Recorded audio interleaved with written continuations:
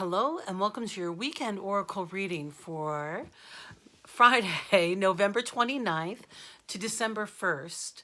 That's Sunday. Holy moly, it's December already, 2020. I'm Linda the Lightworker, and I'm so glad you're here with me.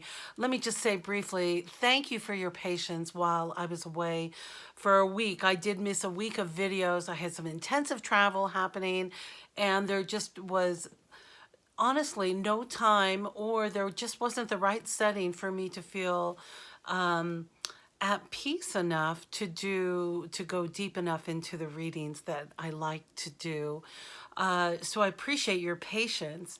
And I'm just going to remind you, I have some new things coming up on my channel. My YouTube channel is going to be coming soon, and also my new website is up and running. I would love your feedback below in the comments, or fill out a contact form and tell me what else you'd like to see on my website, LindaTheLightWorker.com, and I look forward to seeing you there. Okay, let's jump into the cards.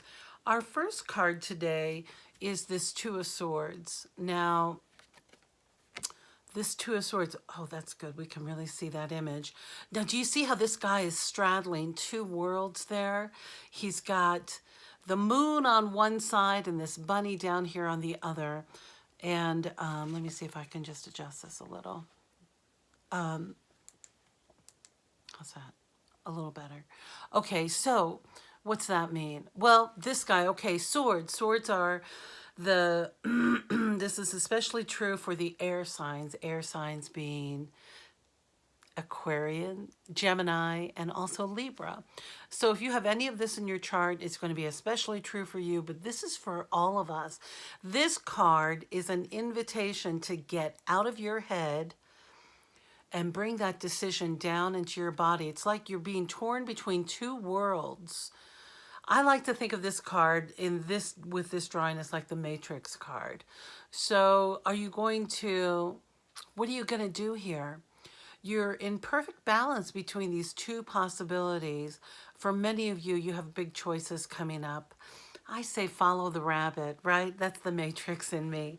But it really is about you getting out of your head and into your body for this decision, because so many of us will intellectualize a decision over and over and over again until we know very clearly that what is the right path. So oftentimes our heart and our head are not in alignment, and we'll tend to make decisions based on our intellect only, and that's not enough. That's just not enough. We need to be fully grounded into our bodies and centered. So that's what this invitation is. You're already in balance, it says. What is your choice going to be? So a companion card that came with this is the Death card. Now, I know, it doesn't mean an actual death, but this card invites you to make your choices based on that part of you that you want to see gone. This is a transformation card. This is about you letting go of whatever, just listening, whatever it is that you're really ready to be rid of. Now, this can be a behavior. This can be an addiction. Some of you are struggling with addiction, or are conscious of your addiction, which is the first step of changing your addiction. It could be an addiction to negative thinking, or to attracting negative situations into your life because of the drama. So many people love the drama of our lives, and this is an invitation for you to really lay down that drum and to set ablaze that which no longer serves you, so that you're able to transform to be the person that you want to be. And some of you have a scarcity mentality that I can't afford this, I don't have enough, I lack. All that lack holds you back. So that's an invitation too, to pay attention to those words. And when I go to the Denise Linn Sacred Travelers deck, we have two cards today. We have the beautiful Joy and Delight. The message here is open your heart to joy. Now, what I love about these two cards together is that, first of all, they're headed in the same direction. and really this invitation from darkness into light. How are you going to step into your light? What is the light in your life? What part of your life brings you the most joy and uplifting energy? How can you sustain that? Because Spirit's saying it's available, it's here, it's all around you, and it's ready for you to receive it. And this joy and delight is key for our second companion card, which is reaching your destination. Now look at this, how each little castle here is in its own bubble. It says your light is shining brightly. You got to tap into your light, babe. Tap into your light so that it can shine brightly. Look at how it illuminates. You're just like in this protective, beautiful bubble. Back. I love this card. So pretty with that purple and the floating. Light and delight.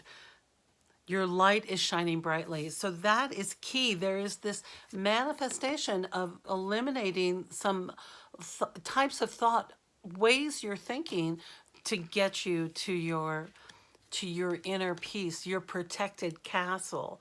This is it's an inside job, I like to say. It's an inside job, and you have to be listening to Spirit yourself and knowing what's right for you.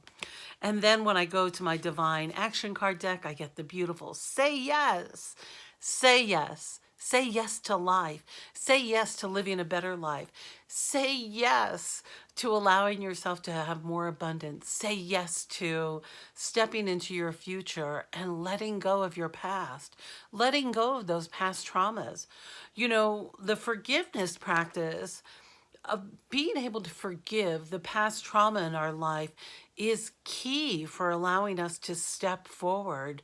So when you're noticing some of these old traumas or old wounds or reactionary responses coming up in ways that you intellectually know you don't want to have that way, then you'll be able to step into that light. You need to heal those old pains for you to get into your light. That's what I'm trying to show.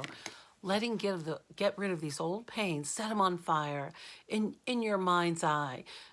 Some of you might literally need to burn some letters or some documents or write some things out of how you felt during this period of time where you were experiencing this trauma and set it on fire. I'm a Leo. I love the fire. Set it on fire and say, I turn it over to you, Spirit. We are done. This chapter is over. And if you're still feeling a little pain, you might just have a few growing pains going on.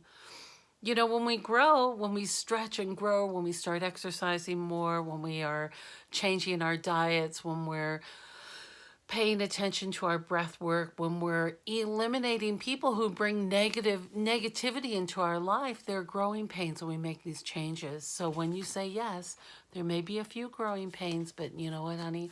You're going to feel so much better. You're going to feel so much better, and you're worth it. I hope you know how grateful I am that you stopped by my little channel and how much I appreciate your patience while I was transforming myself to return here to Santa Fe.